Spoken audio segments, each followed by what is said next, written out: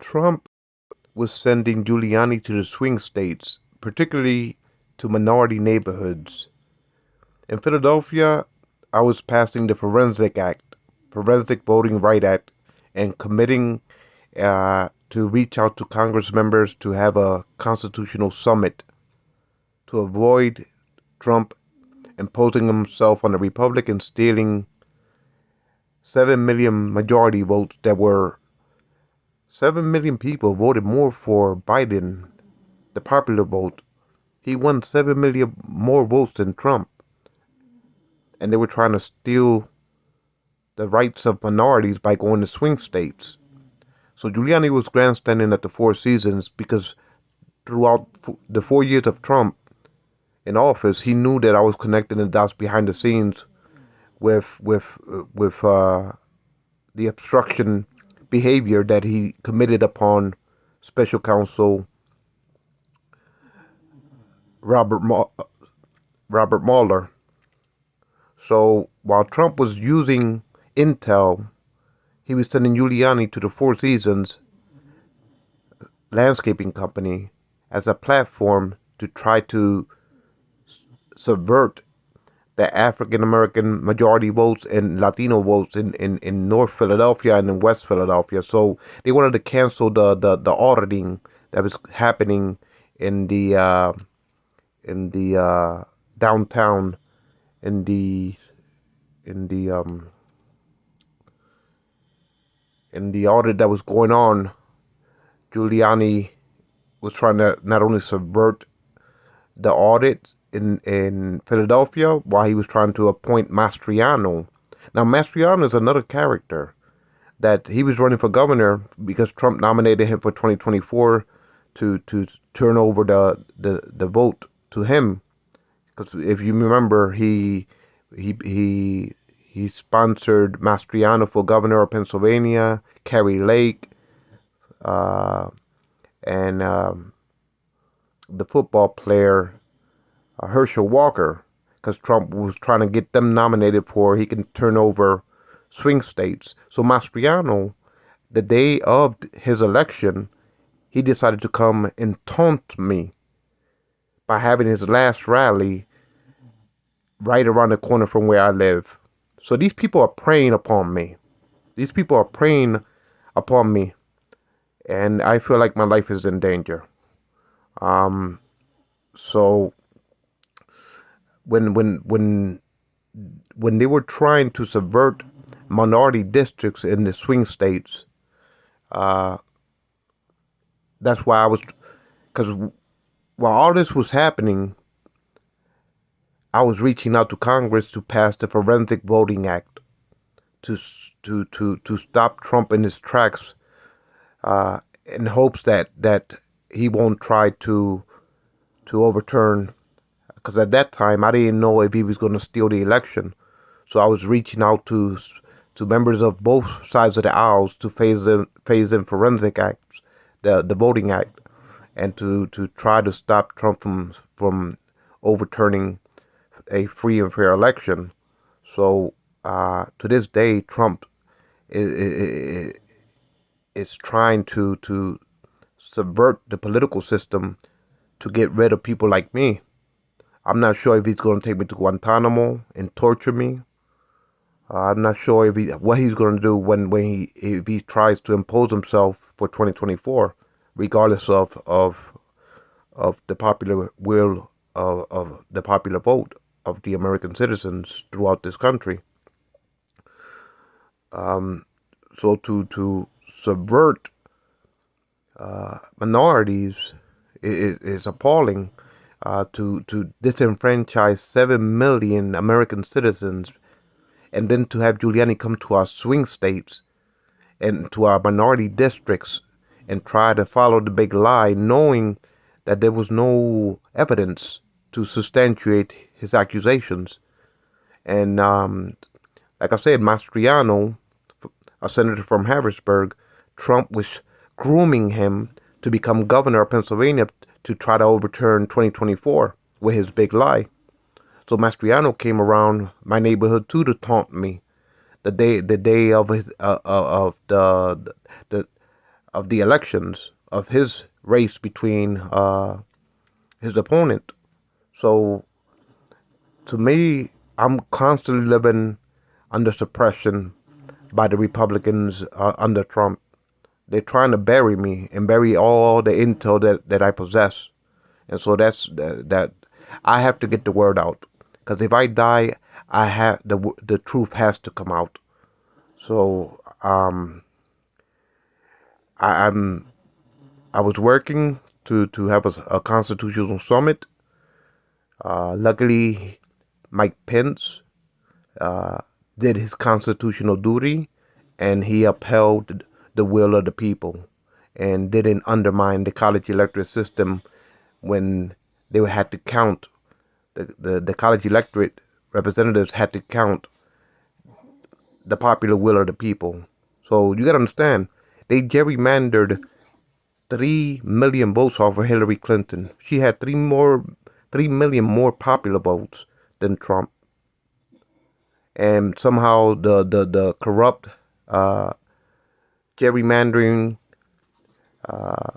delegates decided to disenfranchise and gerrymander 3 million votes, most likely out of minority districts. And now they were trying to do that in 2020, but this time it was 7 million popular votes that were on behalf of the majority of the American people that voted more for Biden than Trump. And so to this day, I have a lot of evidence that incriminates Trump, and he's trying his darndest to deceive the American people and the American public.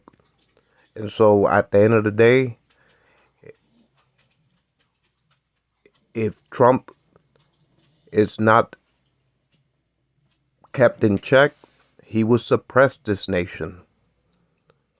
You know, he says that the Attorney General Bragg and Letitia James are reverse racism. He had a speaking event in New Hampshire. He said, I'm gonna stop the reverse racism by the Justice Department, and I'm gonna stop and I'm gonna initiate stop and frisk. And then he said, and I'm gonna stop reverse critical race theory. He said, I'm gonna stop reverse racism on the Justice Department, meaning because because Attorney General Bragg happens to be African, or because Letitia James happened to be to be African attorney generals. It's the same bigotry that Trump said, I'm building a wall. And because an American judge was Mexican, he has to recuse himself because of his race. And so when he was saying this rally in New Hampshire, he said, I'm going to stop this reverse racism by the Justice Department, referring to Braggs and Letitia James. And then he said, I'm a pass and I'm going to bring back stop and frisk. And I'm a force to stop critical race theory, because Trump doesn't like when Africans kneel and pray to God for awareness to civil rights, while they hold their hands over their hearts and pray within the national anthem of this country.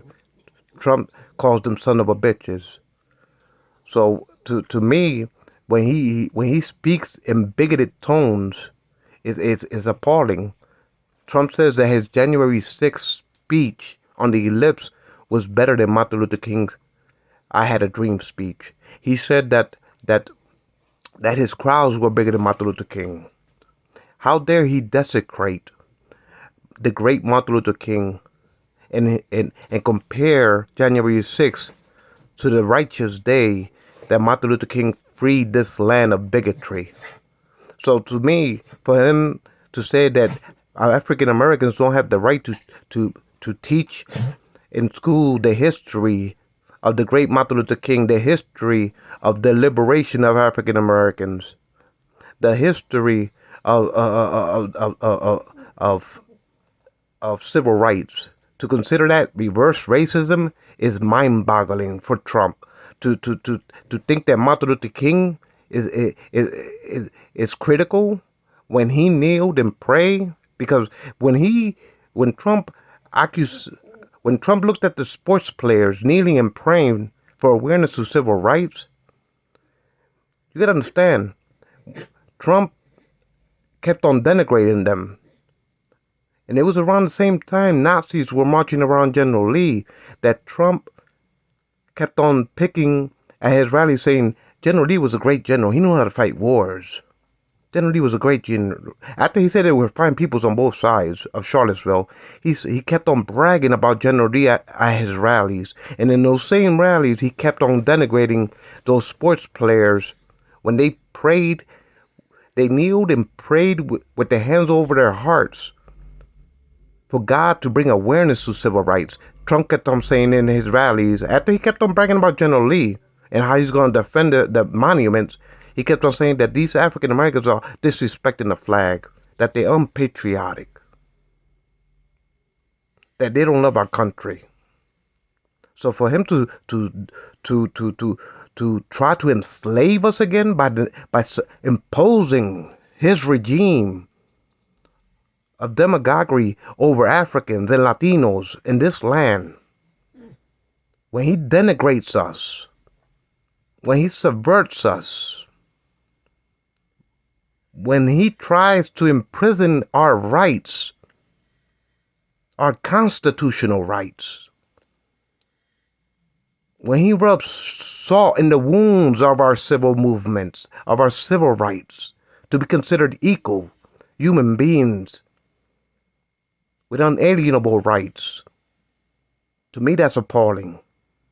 So in New Hampshire, he's begging for votes, saying I'm going to stop reverse racism, referring to the Justice Department because two justice officials, attorney generals, happen to be African. And then he said, in the same breath, he said, and I'm going to bring back stop and frisk. And I'm going to stop critical race theory.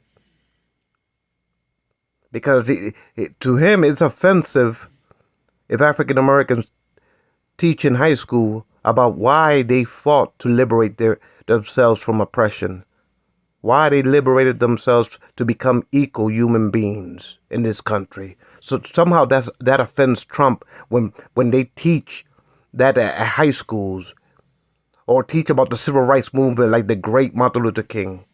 Somehow that's critical.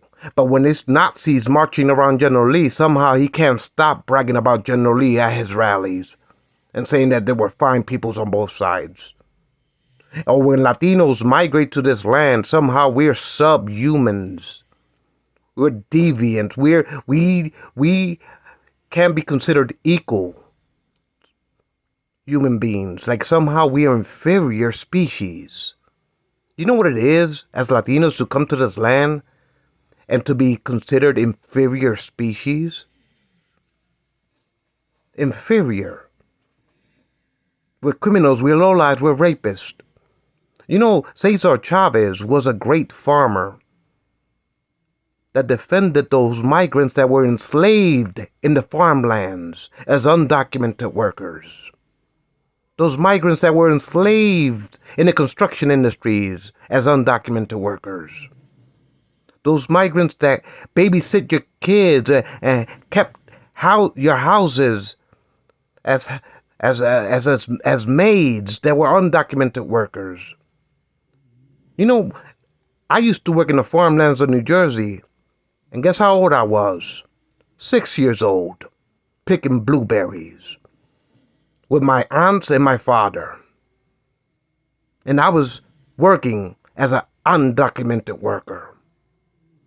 And all I could see was migrants working hard. They used to get up at 2 o'clock in the morning just to be at 5 a.m. Waiting for the bus. They get in the bus, they drive 2 hours deep into Jersey farmlands. And then as undocumented workers, 105 degrees out in the fields, burning up all day, getting paid pennies on a dollar. That's what these migrants are exploited sharecroppers, the modern day slaves of America. And to have Trump denigrate their decencies, their human integrities, to me is appalling. I should know. I was 6 years old, working as an undocumented worker. My father took me to work with him. I can stand as a witness to show the integrities of these Latino workers, undocumented sharecroppers of American farmlands. And to have a Republican alt-rights denigrate their decencies is appalling. I stand up with people like Cesar Chavez, the civil rights activists. I stand up with people like Martin Luther King, the civil rights activists. And if you call me reverse racism, critical racism,